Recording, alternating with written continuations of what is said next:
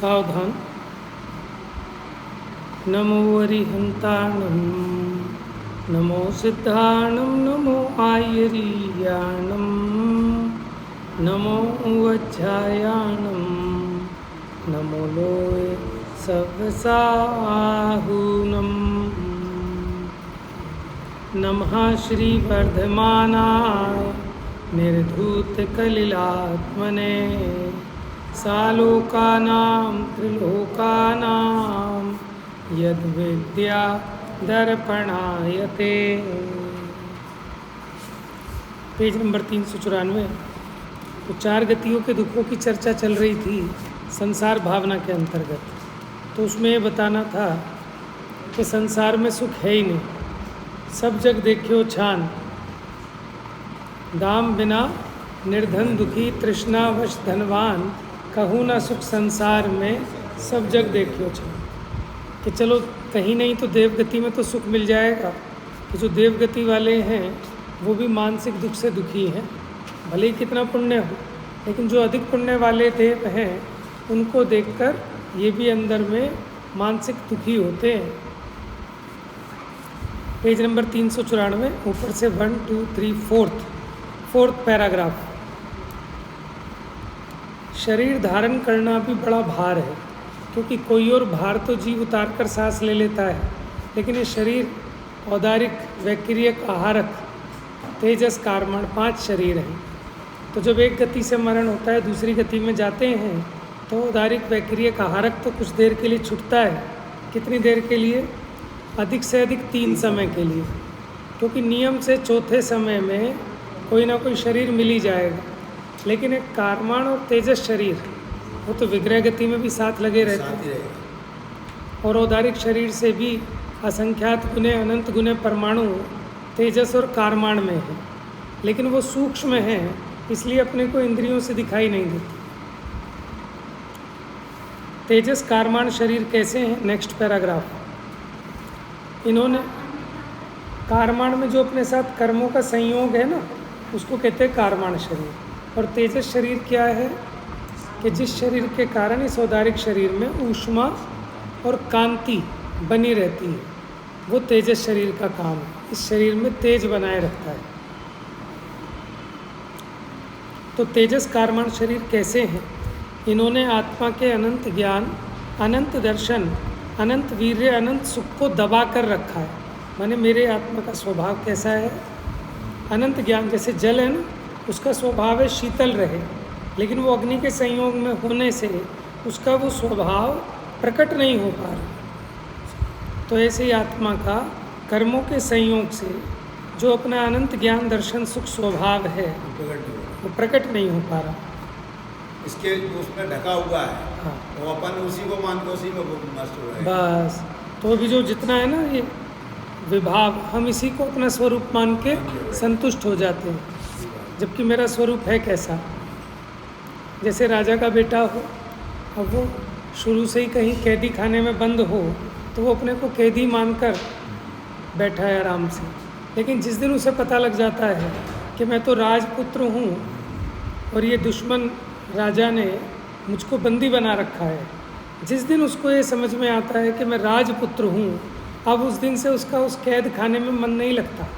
अब उसकी प्लानिंग चालू हो जाती है कि कैसे मैं यहाँ से निकलूँ और मुझे इस राजा को हराकर अपना राज्य वापस लेना है।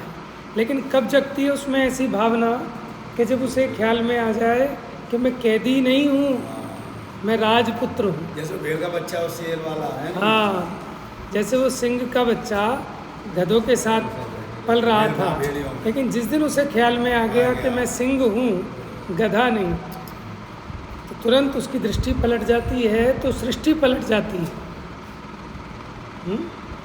ऐसी जीव को ये समझ में आए कि मैं क्या चीज़ हूँ, मेरा क्या स्वभाव है।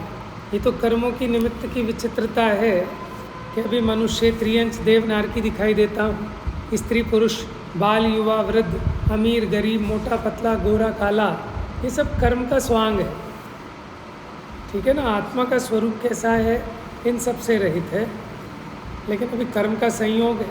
संयोग दृष्टि से देखें तो आत्मा ऐसे ही अशुद्ध नज़र आता है, लेकिन संयोग को गौण करके अगर आप देखें, जैसे होली पे कोई काला रंग लगा दे तो आप हमें काले ही मान लोगे क्या? क्यों? क्योंकि ये रंग के निमित्त से है। अभी ये रंग हट जाएगा ये तो वैसे के वैसे ही है? ऐसी अपनी जो संसार दशा में अशुद्धता हो रही है ये कर्म जनित है।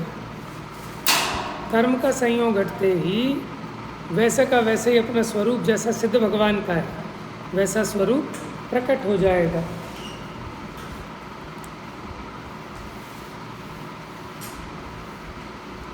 इनके कारण केवल ज्ञान तथा अनंत सुख शक्ति अभाव के समान हो रही है। माने शक्ति तो है, होने पर भी नहीं हुए जैसी हो रही है, क्योंकि महादुखी हो रहे हैं ना। जैसे वन में अंधा मनुष्य घूमता है, अब अंधे मनुष्य को रास्ता तो सूझता नहीं है वन में, उसी प्रकार मोह से अंधा होकर जीव चारों गतियों में भ्रमण करता है, कभी मनुष्य, कभी त्रियंश, कभी देव, कभी नारकी। उसको इससे निकलने का मार्ग नहीं सूझता। और वो कैसे सूझता है? कि जिनवाणी के माध्यम से, आगम चक्षु से।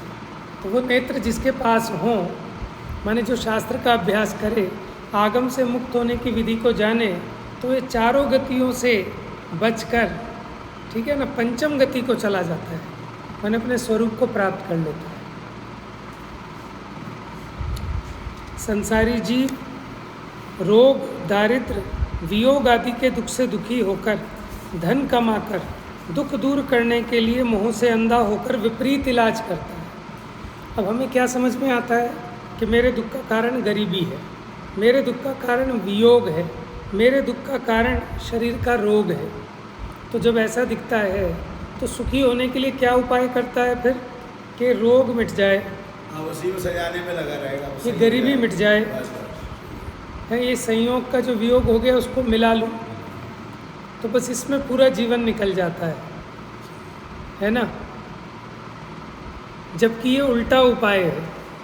जीव के दुख का कारण गरीबी नहीं है, ये जो इसके भीतर में वो कषाय पैदा हुई कि मुझको पैसा चाहिए, मुझे ये शरीर का रोग मिटाना है, ऐसी जो इच्छा यानी कषाय उत्पन्न हुई, वो इसके दुख का कारण है।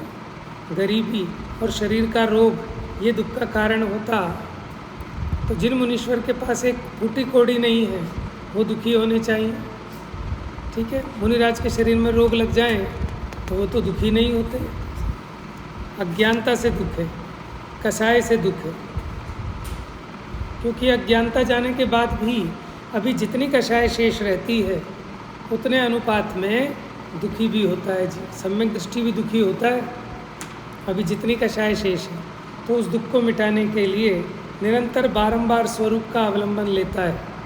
माने जब तक इसको यथाख्यात चारित्र प्रकट नहीं होता तब तक अस्थिरता जन्य जितनी अभी कषाय शेष हैं उतना दुख तो रहता है, और उसको मिटाने का उपाय भी करते हैं मुनीश्वर भी। इसीलिए तो शुद्धोपयोग में लीन होते हैं उस दुख को मिटाने के लिए।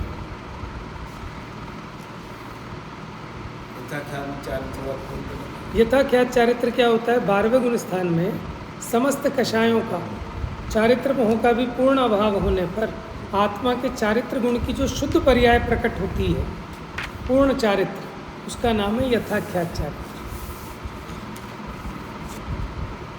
माने जैसा इस जीव का स्वरूप है वैसा ही प्रकट हो जाता है।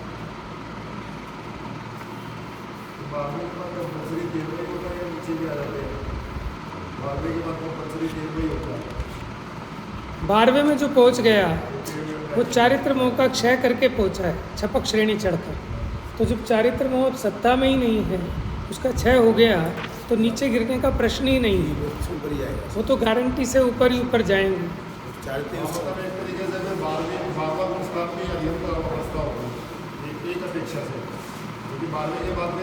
12वें का काल बहुत थोड़ा है, समझ लो बस अनंत बन ही गए हैं। सुखी होने को अभक्ष भक्षण करता है। देखो अभक्ष भक्षण, अपने यहाँ लिखा कि ये नहीं खाना वो नहीं खाना, फिर भी क्यों खाता है? क्योंकि अभी उसमें लगता है कि इसको खाने से सुखी हो जाऊंगा और इसको नहीं खाऊंगा तो दुखी हो जाऊंगा।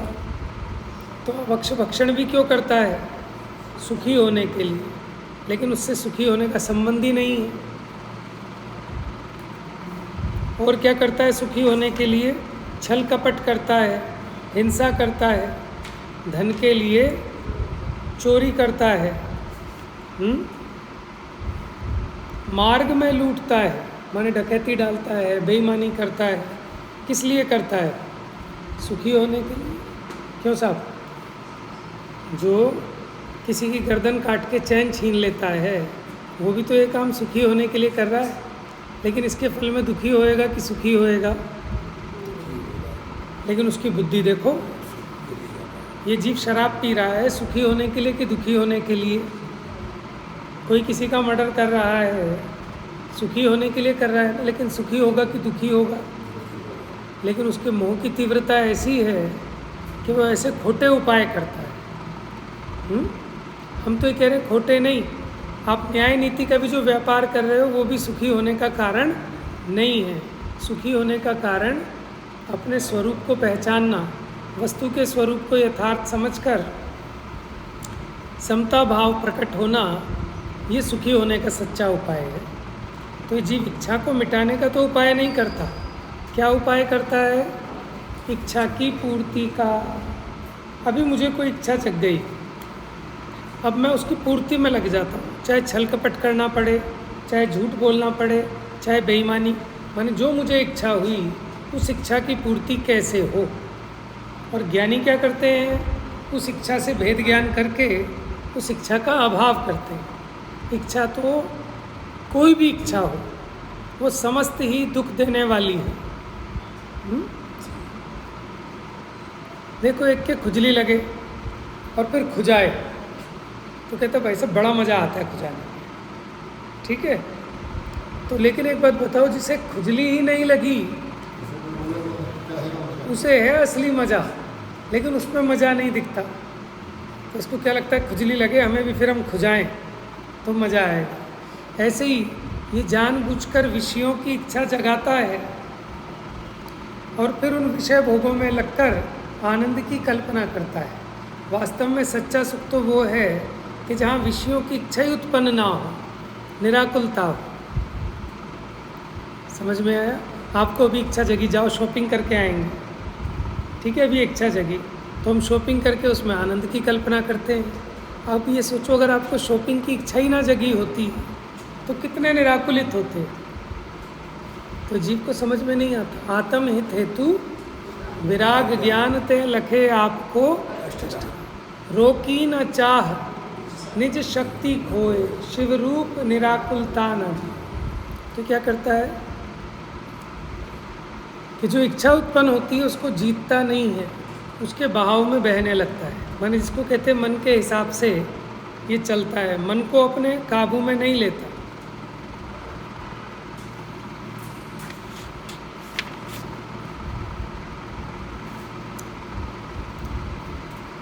परंतु धन भी पुण्यहीन के हाथ नहीं आता। अब वो कितनी छल कपट करे, चोरी करे, बेईमानी करे, डकैती डाले, लेकिन अगर पुण्य नहीं है तो धन हाथ नहीं आने वाला। 10 लाख की चोरी करी, 20 लाख भरने पड़ जाए, होता है नहीं होता है?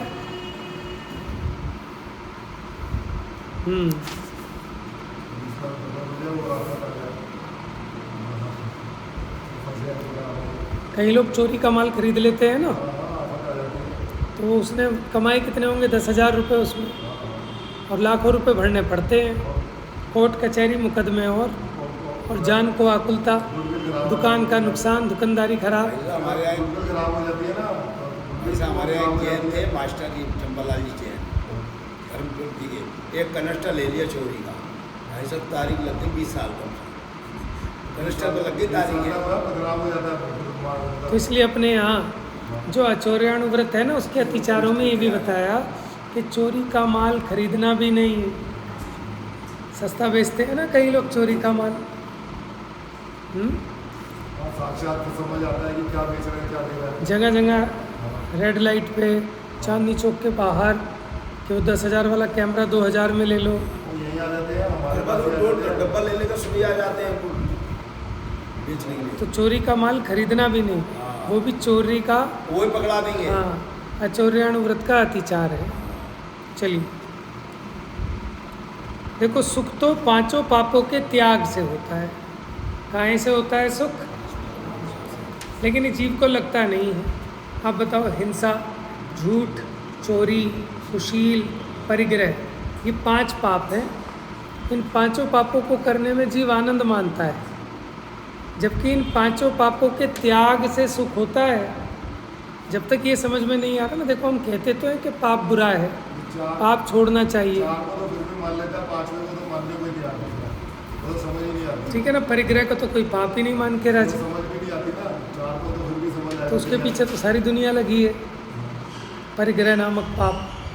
और असली बात परिग्रह के चक्कर में ही सारे काम कर रहे हैं। आप देखे पुरुषार्थ सिद्धि उपाय पढ़ेंगे ना, अगर आप, मेरा मन है इसके बाद पुरुषार्थ सिद्धि उपाय लगाएं। गजब की चर्चा है उसमें हिंसा की। ये जो पांचों के पांचों पाप हैं, वास्तव में वो कहते हैं पाप तो एक हिंसा ही है, और उससे बचाने के लिए ये सब हैं। झूठ का त्याग, चोरी का त्याग, क्योंकि आप झूठ बोलते हैं उससे भी दूसरे के भावों की हिंसा होती है, और अपने आत्मा में रागादि की उत्पत्ति होती है, तो उससे भी हिंसा होती है। चोरी करने से भी, जिसके यहाँ आपने चोरी की, उसके परिणामों को सताना होता है, उसके परिणामों का घात होता है, तो हिंसा हुई। कुशील करते हैं तो हिंसा होती है। आप आवश्यकता से अधिक आपने इकट्ठा कर लिया, दूसरे व्यक्ति पे खाने को भी नहीं है, तो उसके परिणाम झूठते हैं ना, क्यों? तो वहाँ भी दूसरे का घात होता है, हिंसा होती है, और अपने परिणामों में राग आदि की उत्पत्ति होना, उसका नाम तो हिंसा है। और एक अपेक्षा देखें तो परिग्रह में सारे के सारे पाप और कषाय, ये परिग्रह में भी गर्भित है। परिग्रह किसे कहते हैं? मूर्छा भाव को परिग्रह कहते हैं, कि परद्रव्य में ये मेरा है, ऐसा जो भाव है, ये मूर्छा ही परिग्रह है। वो तो बाहर से कहते हैं रुपया, पैसा, धन, संपत्ति, तो बाहर निमित्त की तरफ से। भीतर में इन पर पदार्थों में ये मेरे हैं, इनसे मेरा सुख प्राप्त होता है, ऐसा जो गहलपना है, मूर्छा कहते हैं इसको, ये है असली परिग्रह। देखो, परिग्रह के भेदों में अंतरंग परिग्रह 14 प्रकार का, याद है किसी को? बताओ। सबसे पहले मिथ्या, याद कर लेना साथ के साथ। सबसे पहले तो मिथ्यात्व हुआ, विचार कसाय, कसाय। ठीक है, तो बताओ कषाय परिग्रह है कि नहीं? है ना? तो सुख तो 5 पापों के त्याग से होता है। देखो, निराकुलता भी तो होती है। जब आप इन 5 पापों का त्याग करते हैं तो आपको बहुत निराकुलता मिलती है, क्योंकि उसमें कषाय की तीव्रता चाहिए इन 5 पापों को करने के लिए, और कषाय की मंदता होने पर ही इन 5 पापों से जीव निवृत्त हो पाता है। तो जितनी कषाय घटे उतना दुख घटता है, और जितनी कषाय बढ़े उतना दुख बढ़ता है। अभी यहाँ बैठकर अगर आपकी कषाय कुछ घटी है तो आपका कुछ दुख घटता है, तो आपको अच्छा फील होता है। और यहाँ बैठकर भी कषाय ना घटे, कुछ ना कुछ मन में चलता रहे इधर उधर देख के, कि क्या कर रखा है, क्या हालत बना रखी है, ऐसा कर दिया, वैसा कर दिया, तो आपकी कषाय तीव्र है, तो आपको यहाँ भी दुख कम नहीं होगा।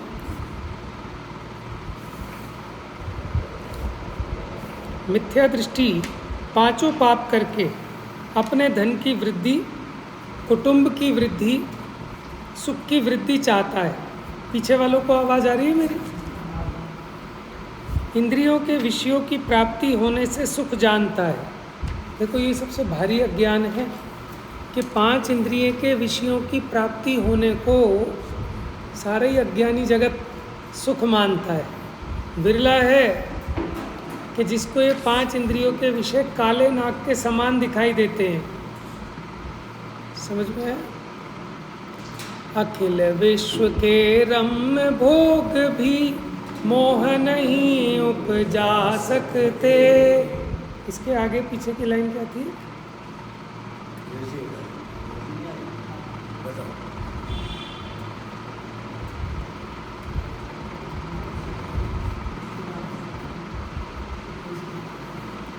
मैंने अब अपने आत्मा की भावना ऐसी जगी कि उसमें समझ में आया कि आनंद अपने आत्मा में ही है। अभी पूरे अखिल माने समस्त विश्व के जितने भी रमणीक भोग हों, घटिया नहीं, बढ़िया से बढ़िया जो A1 क्लास, वो भी मुझे आकर्षित नहीं कर सकती। समझ में आया? कैसे आकर्षित करेंगे? मुझे समझ में आया कि मेरा सुख तो मेरे में से आता है। ये पुद्गल 5 इंद्रिय के विषयों में से सुख आता ही नहीं। याद आ गई लाइन? देखो, हम वैसे याद आ जाएगी क्रम से पढ़ेंगे तो, वैसे नहीं आती। तो एक रिद्धि होती है, कौन सी? बीज बुद्धि रिद्धि। एक होती है पद रिद्धि, एक होती है कोष्ठ बुद्धि रिद्धि। कोष्ठ बुद्धि रिद्धि में क्या होता है? जैसे आपका कोठार होता है ना, उसमें आपने स्टॉक रखा है, माल रखा है, तो जो माल जहाँ रखा है वो वहीं रखा रहता है ना, डिस्टर्ब तो नहीं होता। अब वहाँ से उठा के एज इट इज़ उठा लेंगे। वहाँ नंबरिंग होती है, प्रॉपर लेबलिंग होती है, सब चीज़ें। कितना ही माल भरा, केमिस्ट वाला 1 मिनट में निकाल देता है कि नहीं, इतनी सारी दवाइयों में। तो ऐसे ही जो पढ़ा था, सुना था, जो ज्ञान में था, वो जरा भी भूलते नहीं, बिल्कुल समय पर वही चीज़ एकदम तुरंत प्रस्तुत हो जाती है। ये कोष्ठ बुद्धि रिद्धि है। जैसा पढ़ा था, सुना था, बिल्कुल एग्जैक्ट, जैसे स्टोर रूम में आपके सामान हिसाब से रखा रहता है, ऐसे मेमोरी में सब रहता है। समझ में आया? ये कोष्ठ बुद्धि रिद्धि है। ये कोष्ठ बुद्धि रिद्धि मति ज्ञान की होगी या श्रुति ज्ञान की? मति ज्ञान की होगी। पढ़ते हो ना आप? कौन सा?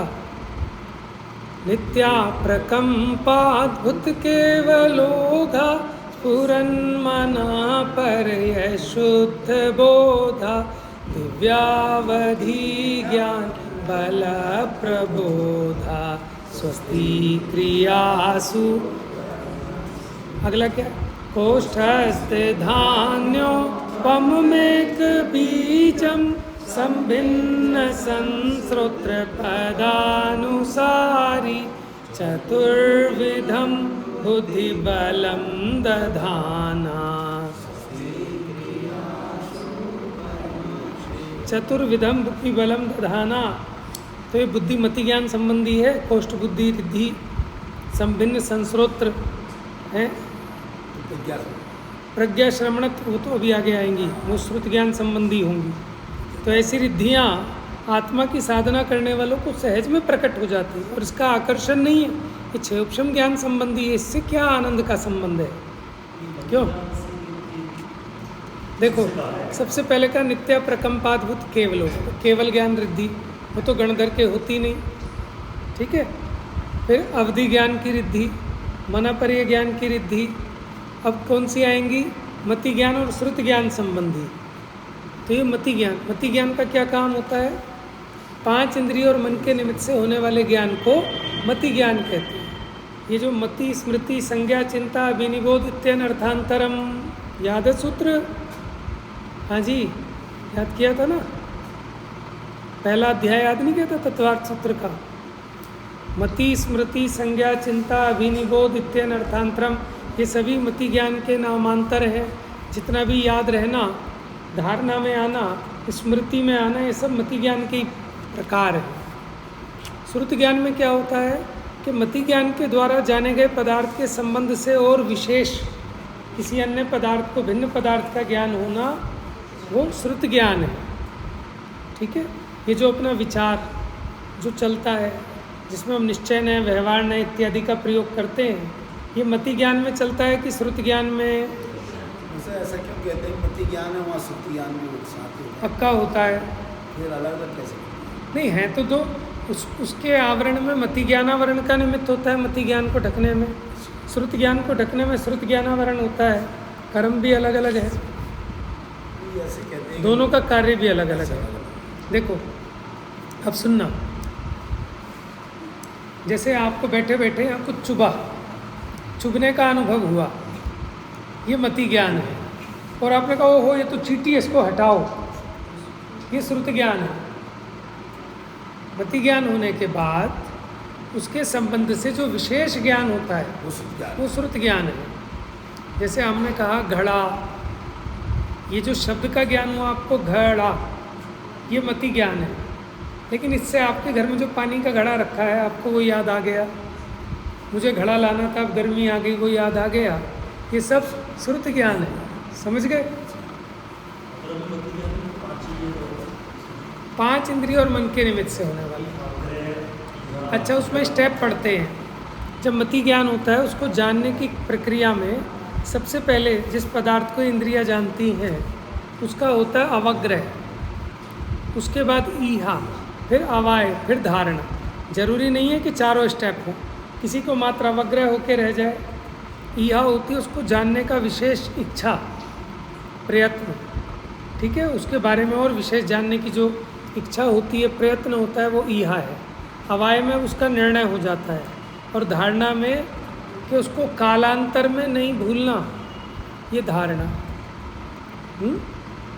तो ये मति ज्ञान के स्टेप हैं। देखो, इसलिए थोड़ा बहुत आगम का, सिद्धांत का, सत्वार सूत्र आदि का थोड़ा ज्ञान करोगे ना, तो आपको इनका रहस्य विशेष खुलेगा। भाव भासना विशेष होती है। सुबह हमने 5 भाव कहे थे ना, तो ये 5 भाव दूसरे अध्याय में दिए हैं।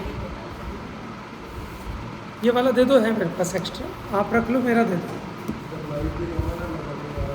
आपके ऊपर तो पूरी लाइट है। चलो, आंखें नहीं है आपके पास, चश्मा चश्मा है वैसा, लेकिन टेढ़ा भी हो गया। कोई बात नहीं, वैसे भी हो गया। सुनो फिर ध्यान से। सुनने वाला स्थिति वाली। तो इसलिए मैं सच कह रहा हूँ आपको, अगर आप ये तत्वार सूत्र का थोड़ा अभ्यास कर लेंगे ना, तो आपको लगेगा कि पूरा जिनागम मेरी मुट्ठी में आ गया, मानो जैसे केवल ज्ञान हो गया हो, कुछ नहीं बचेगा। 10 अध्यायों में इतना जिनागम का विषय समेटा है, इतना विषय समेटा है कि आप उसका सामान्य सामान्य अर्थ भी समझ लें, सूत्रों का समझ में आया तो आप हवा में उड़ने लगेंगे। आपको लगेगा मुझे अब सब बहुत कुछ पता है। यद्यपि शास्त्र ज्ञान भी अथाह है, लेकिन इस 10 अध्यायों में पूरे जिनागम का सार भर दिया है एक तरह से। यद्यपि 7 तत्वों की मुख्यता से है, लेकिन उन 7 तत्वों का आगम संबंधी बढ़िया निरूपण है। देखो, समय सार में भी तो 7 तत्व ही पढ़ा रहे हैं, क्यों? जीवाजीव अधिकार, फिर उधर आश्रव अधिकार, बंध अधिकार, संवर अधिकार, निर्जरा अधिकार है, मोक्ष अधिकार। तो 7 तत्वों को विस्तार से बताया समय सार जी में। मध्यम रुचि वालों के लिए बताया प्रवचन सार जी में। संक्षेप रुचि वालों के लिए पंचास्तिकाय में, अध्यात्म की दृष्टि से। और आगम की दृष्टि से अगर इन 7 तत्वों का निरूपण समझना हो तो तत्वार्थ सूत्र है। बात समझ में आ रही? तो उसका सामान्य सामान्य तो एक बार अर्थ और विषय सबको आना चाहिए। करेंगे क्या टाइम बचा के? बेकार ही जाने वाला है। आपको पता नहीं है कि आपकी बुद्धि कितनी है। हम पहचानते नहीं हैं अपनी ताकत को, क्योंकि हम कभी प्रयोग नहीं करते ना अपनी बुद्धि का, कि इंसान में इतनी बुद्धि होती है। सबसे अधिक बुद्धि का प्रयोग आइंस्टीन ने किया था, और वो भी सिर्फ 6%। कितना? आइंस्टीन ने किया था।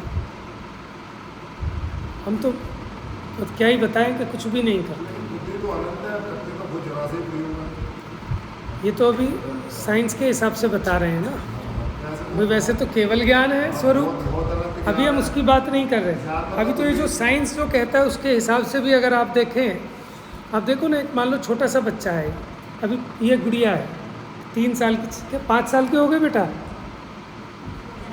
4 ईयर्स के हो गए। अभी 4 साल की है। अब इसमें ऐसी योग्यता छिपी है कि फर्राटेदार अंग्रेजी बोलेगी, फर्राटेदार फ्रेंच बोले, फर्राटेदार स्पेनिश बोले, ठीक है ना, बड़ी बड़ी कंपनियों को संभाल ले, 100 करोड़ रुपए का पैकेज कमा ले। आपको दिख रहा है जिसमें योग्यता, लेकिन वो छुपी होगी। आप देखो ना जितने हैं, कहाँ दिखाई दे रही है आपको योग्यता, लेकिन उसमें बुद्धि है तभी तो। अब ऐसे ऐसे लोग AI बना लेते हैं, कंप्यूटर बना लिए, क्या एक से एक टेक्नोलॉजी, सैटेलाइट है। ये कहाँ से आ रही है बुद्धि? कि है ना, लेकिन वो जो उस पर वर्क करता है तो उसकी बुद्धि बढ़ती जाती है, निखरती जाती है। लेकिन हम प्रमाद करते हैं, आलस करते हैं, कठिन चीज़ों को समझना नहीं चाहते, तो हमारी बुद्धि ठट रह जाती है, जंग खा जाती है। क्यों? लोग कहते हैं ना भाई एक्सरसाइज करोगे तो तंदुरुस्ती आएगी, शरीर का स्वास्थ्य बढ़ेगा, है ना। तो ऐसे ही आप दिमाग की भी थोड़ी एक्सरसाइज करेंगे तो ये दिमाग भी ठीक रहेगा और थोड़ी इसकी ताकत भी बढ़ेगी। हम क्या करते हैं स्वाध्याय प्रेमी, हमें बस मीठा मीठा रसगुल्ला खाना है, कि दांतों से चबाना भी ना पड़े। ठीक है, तो उससे क्या होगा भैया, दांत खराब हो जाएंगे। अगर आप दांतों से चबाना बंद कर दो, आजकल यही तो हो रहा है, रोटी खाते हैं ऐसी मैदा जैसी मुलायम मुलायम सी, ठीक है, और मुंह में रखी और 2 बार चबी नहीं और अंदर, ठीक है, सभी खाना ऐसा हो गया चबाना ही नहीं पड़ता। पुराने टाइम की रोटियां देखो, वो रोटले होते थे बाजरा के, मक्का के, चने के, कैसे केड़े केड़े तोड़ के कैसे खाते थे, लेकिन ताकत लगती थी, दांत भी सही रहते थे, आंत भी सही रहती थी। 4 रोटी 5 बनेगी और 1 बनती है पहले। समझ में आया? तो खैर, ये तो उदाहरण दिया। तो हम ये कह रहे हैं, अगर अपनी बुद्धि का प्रयोग नहीं करोगे तो उस बुद्धि को बचाकर क्या करोगे? वो फिर विषय कषायों में लगेगी और बुद्धि खत्म होती जाएगी धीरे धीरे। तो अच्छा है कि जिनागम के कठिन से कठिन विषयों को समझने में इस बुद्धि को लगाओ ना, तो बुद्धि का विकास होगा। और जब आपकी बुद्धि का विकास होता है, उसमें बारीकी आती है, सूक्ष्मता आती है, तो आत्मा को समझना तो और भी सरल हो जाता है, क्योंकि सूक्ष्म पैनी प्रज्ञा छैनी के द्वारा उस अरूपी आत्मा को ग्रहण किया जा सकता है। समझ में आया? अब जिसकी बहुत स्थूल बुद्धि हो उसको थोड़ा कठिन पड़ेगा, जिसकी थोड़ी बुद्धि का विकास अधिक है उसके लिए सरल है। लेकिन होता क्या है कि जिसकी बुद्धि ज़्यादा है ना, वो विपरीत मार्ग में ज़्यादा लगती है। अगर बुद्धि अधिक भी है, मान लो कोई बच्चा ऐसा होता है, एक 5 साल का बच्चा ऐसा कि जिसमें 20 साल के युवा के बराबर बुद्धि है, उसको बोलते हैं उसका IQ, इंटेलिजेंस कोशिएंट, माने उसकी जो बुद्धि क्षमता है। और कई बार ऐसा होता है कि 20 साल का व्यक्ति, उसकी 5 साल के बच्चे के बराबर बुद्धि है। अब जो 5 साल वाला बच्चा है, अब उसकी बुद्धि तो इतनी है कि 15 साल के बच्चे के बराबर, लेकिन वो उस बुद्धि का सदुपयोग नहीं करता। क्या करता है? दुरुपयोग, किसी को हैरान परेशान करने में, ठगने में, नुकसान पहुंचाने में, खोटे खोटे यंत्र बनाने में। अब साइंटिस्टों के पास बड़ी बुद्धि है, लेकिन क्या बना रहे हैं आप ये बताओ? सुखी होने के साधन बना रहे हैं कि दुखी होने के? एटम बम बना लिया, मिसाइल बना ली है। तो देखो, ये कुज्ञान है, तो मिथ्या ज्ञान बड़ा खतरनाक है। इसलिए आप ये देखो ना, ये इंजीनियरिंग करते हैं भैया, इतनी मोटी मोटी किताबें देख के डर जाते हैं, ठीक है, और ये सारी कर करके आते हैं ज़बरदस्त तरीके से, हैं, इतनी पढ़ाई कर लेते हैं कि बुद्धि कम है, लेकिन खोटी जगह लग रही है। यहाँ बैठ कर कुछ समझ में नहीं आता उनको, बड़े से बड़े इंजीनियर हों, डॉक्टर हों, साइंटिस्ट हो। क्यों? क्योंकि बुद्धि इतनी मिथ्या हो गई है, मोह की इतनी तीव्रता है कि वो कठिन से कठिन लौकिक विषय तो समझ में आते हैं, लेकिन यहाँ आत्महित की बात समझ में नहीं आती। ठीक है, तो आपको हम प्रेरणा दे रहे हैं कि हाँ, तो इसलिए तत्वार्थ सूत्र ग्रंथ का थोड़ा स्वाध्याय करें आप लोग, और उसे तो पढ़ाई की तरह पढ़ें, बिल्कुल याद करके। तो आप देखो फिर आपको कितना लाभ होगा।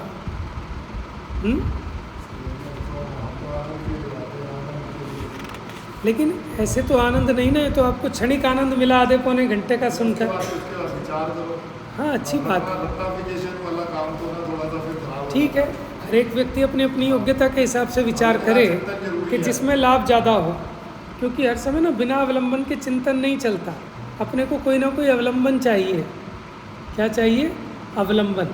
अब अवलंबन में क्या चाहिए कि जिनागम के कुछ सूत्र आदि हों आपके पास, कोई आपने रचनाएं हों, पद्य हों, उनके माध्यम से विचार।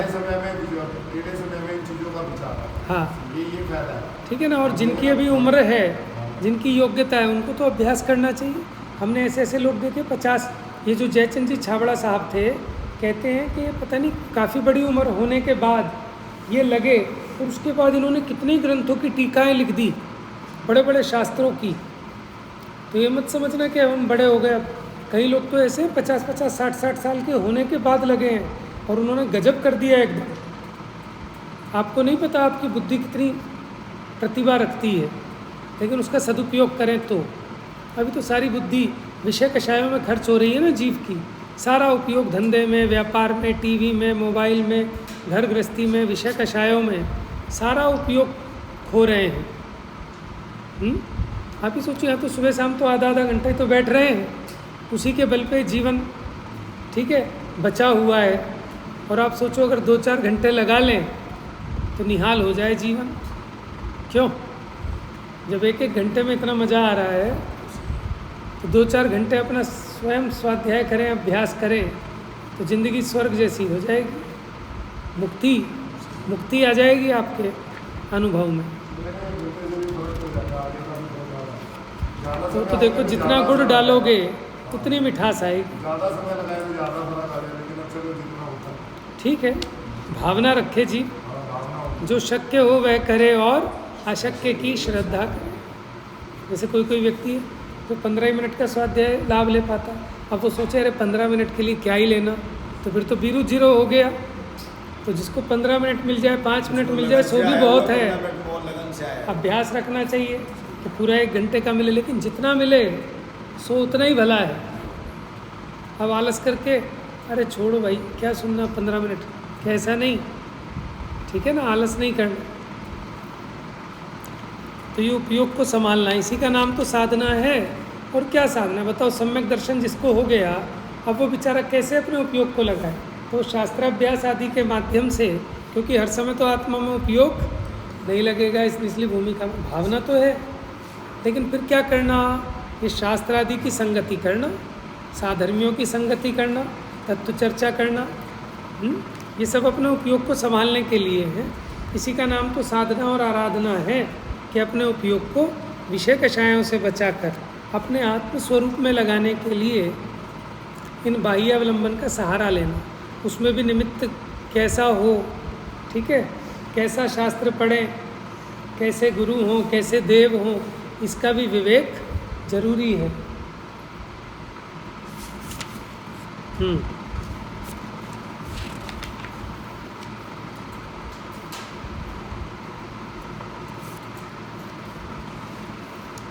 तो मिथ्या दृष्टि तो 5 पाप करके अपने धन की वृद्धि, कुटुंब की वृद्धि, सुख की वृद्धि चाहता है। इंद्रियों के विषयों की प्राप्ति होने से सुख जानता है, यही मोह से अंधापना है। कि हम काहे से सुख होना मानते हैं? विषयों की प्राप्ति। विषय क्या होते हैं? 5 इंद्रियों की जो भोग सामग्री है वो विषय हैं। स्पर्शन इंद्रिय को ठंडी हवा, मुलायम बैठने की जगह, ठीक है, बढ़िया बिस्तर, ये स्पर्शन इंद्रिय का, ऐसी रसना का लगा लेना सब। और इसी से दुखी है जीव। शारीरिक स्वास्थ्य भी, क्योंकि हम ज़्यादा विषयी हो गए ना, तो इससे अब लोग कहते हैं सब सोते हैं ना तो हाथ पैरों में दर्द होता है।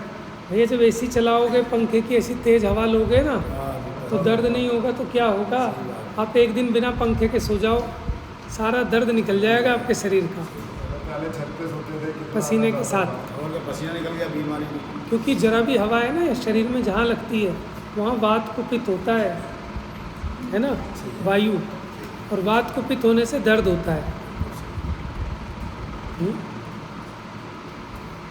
तो हम क्या कह रहे हैं कि अपना जो चरणानी योग है कि सुखी होने का मार्ग बता रहे, लौकिक भी और आत्मिक रूप से तो है ही है। 5 इंद्रिय के विषयों से जितना बचेंगे उतनी स्वाधीनता बढ़ेगी, निराकुलता बढ़ेगी।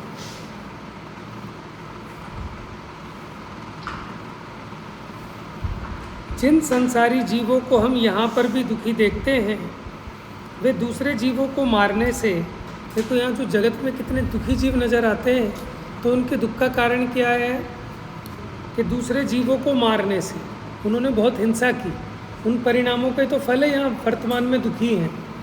आपको घर में, ठीक है, कलेश नहीं चाहिए, दुख नहीं चाहिए, दरिद्रता नहीं चाहिए, तो आप 5 पाप छोड़ दो।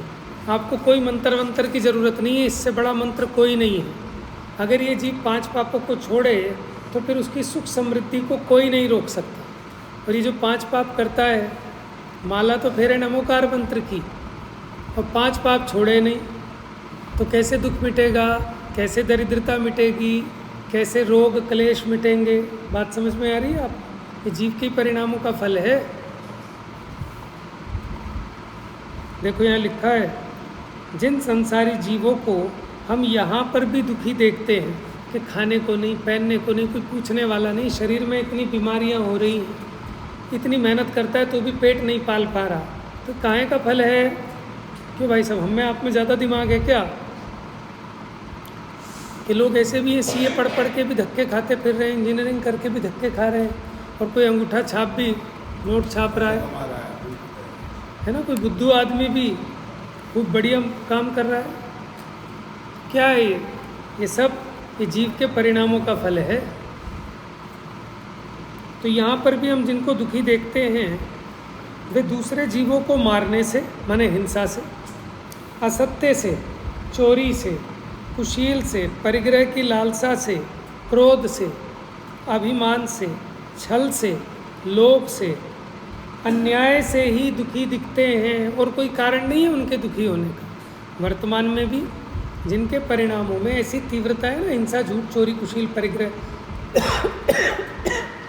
क्रोध, मान, माया, लोभ आदि की, तो वर्तमान में दुखी हैं अपने परिणामों से, और आगामी काल के लिए भी ऐसा महापाप कर्म बांधते हैं, आगे भी दुखी रहेंगे। और भूतकाल में भी ऐसा किया होगा तो वर्तमान में दरिद्र है। अन्य कोई दुखी होने का मार्ग नहीं है। तो लोग पूछते हैं कि साहब घर का मुहूर्त करना है, ठीक है, किसी ने घर का वो शिलान्यास करना है तो भी उसे मुहूर्त चाहिए, मंत्र चाहिए। घर में वो क्या कहते हैं, एंट्री करनी है, ओपनिंग करनी है तो भी उसे मुहूर्त देखना है, मंत्र चाहिए कि साहब सुख से सब निकले। अरे सुख तो तेरे परिणामों से होगा, तेरी कषायों के छोड़ने पर होगा। तो तू अपने मिथ्यात्व और कषाय को तो छोड़ना नहीं चाहता, और यहाँ मकान में से सुख निकालना चाहता है, दुकान में से सुख निकालना चाहता है, शरीर में से सुख निकालना चाहता है। तो कहाँ से निकलेगा? बात समझ में आ रही? चलो लौकिक सुख भी देखो, तो लौकिक सुख भी जो जीव कषायों को छोड़ते हैं, 5 पापों का त्याग करते हैं, उनके लौकिक मनोरथ भी सिद्ध होते हैं। समझ में? लौकिक मनोरथ क्या?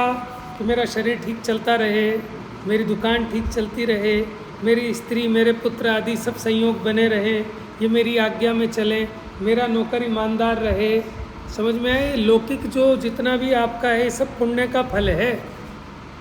ये आपकी बुद्धिमानी से नहीं है कि मैं बहुत तेज और चालाक हूँ, मेरा नौकर बेईमानी कर ही नहीं सकता। मजाल है मेरे बच्चे, मेरे जो मैंने कहा वो ना माने, ये सब कहने की बात है। ये आपके पुण्य का फल है, और जीव अपने आप करता बनता है। तो इसलिए भैया 5 पापों से जितना बच सके उतना बचना चाहिए। देखो घर गृहस्थी में, ठीक है, कितनी हिंसा करते हैं, उसी में जीव थोड़ा विवेक रखे। झाड़ू लगा रहे हैं तो सीख वाली झाड़ू ना लगाएं, कोमल फूल झाड़ू लगा लें, वो भी थोड़ी आंखें खोल के, जीवों को बचा के। समझ में आया ना? सफाई करनी है, ऐसे ही पाइप लगा के ना बहा दें। पोछा लगा लें, थोड़ा सा पोछा लगाएंगे ना तो नज़दीक से लगेगा, और वैसे ही आप करोगे दूर से तो जीव दिखेगा ही नहीं। बैठ के पोछा लगाते थे तो चींटी आदि जीव दिख जाते थे, तो बचा लोगे आप, ठीक है। लेकिन अब थोड़ा छोटा सा एक कमरा हो तब तो हम लगा लें। अब यहाँ तो 50 कमरे हैं, 20 कमरे हैं, 10 कमरे हैं। पानी के लिए जब ले ली और सीख वाली झाड़ू पहले चालू कर दी तो कितने जीवों का। तो आप ये सोचो ना, थोड़ा सा विवेक करके आप कितनी हिंसा आदि से बच सकते हैं, कितने जीवों की दया पाल सकते हैं। तो अन्य कोई दुखी होने का मार्ग नहीं है। माने आज जो जीव दुखी है ना, अपने पापों के कारण दुखी है। ऐसा प्रत्यक्ष देखते हुए भी पापों में ही लिप्त होता है। माने जीव को दिखाई दे रहा है कि जीव पापों का फल कैसा भोग रहा है। जगत में दरिद्री भी दिखाई देते। देखो शिखर जी जाते हैं, एक ऐसा है कि जो बाबूजी बन के कुर्सी पे बैठ के जा रहा है, डोली में बैठ के, और एक बेचारा ऐसा है कि जो उन सेठ जी को ढो रहा है। समझ में आया आपको अंतर दोनों में? ऐसा क्यों है? अन्याय नहीं है? एक तो बैठ के जा रहा है, उससे अपना वजन नहीं उठ रहा, और वो बेचारे अपना तो वजन उठा ही रहे हैं, और उस लाला जी का भी वजन उठा के चल रहे हैं। तो ये काहे का फल है? दिख रहा है ना पुण्य पाप का फल? क्यों?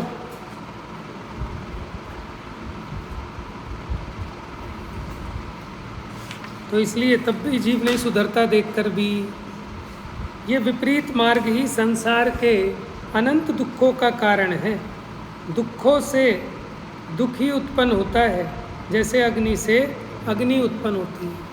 वो क्या व्याकुलता का फल व्याकुलता है। बस ये पैराग्राफ पूरा कर देते हो गया। जो इस प्रकार का सत्यार्थ स्वरूप का बारंबार चिंतन अनुभवन करता है। कैसे सच्चे स्वरूप का? कि संसार में कहीं भी सुख है ही नहीं। तो आप ये जो चेष्टा कर रहे हो कि मैं संसार में से ही सुख निकालूंगा, आपकी ये चेष्टा ही झूठी है। इसलिए वहाँ से अपने उपयोग को हटा। सुख तो अपने में से आता है, अपने दर्शन ज्ञान चारित्र से आता है, तो वहाँ अपने उपयोग को लगा, तो उसे संसार से वैराग्य होता है। जो ऐसे संसार के स्वरूप का विचार करता है उसे संसार से वैराग्य होता है। उसका चित्त इस संसार में रमेगा नहीं। जो विरक्त होता है वह संसार परिभ्रमण दूर करने के उद्यम में सावधान होता है। अब जो विरक्त हो गया, अब वो सोचता है कि संसार परिभ्रमण कैसे मिटे, उसके लिए अपनी तैयारी करता है। ऐसा है तीसरी संसार भावना का वर्णन पूरा हुआ। अब एकत्व भावना कल चलेगी, ठीक है। मिथ्यात्म नाश वे को ज्ञान के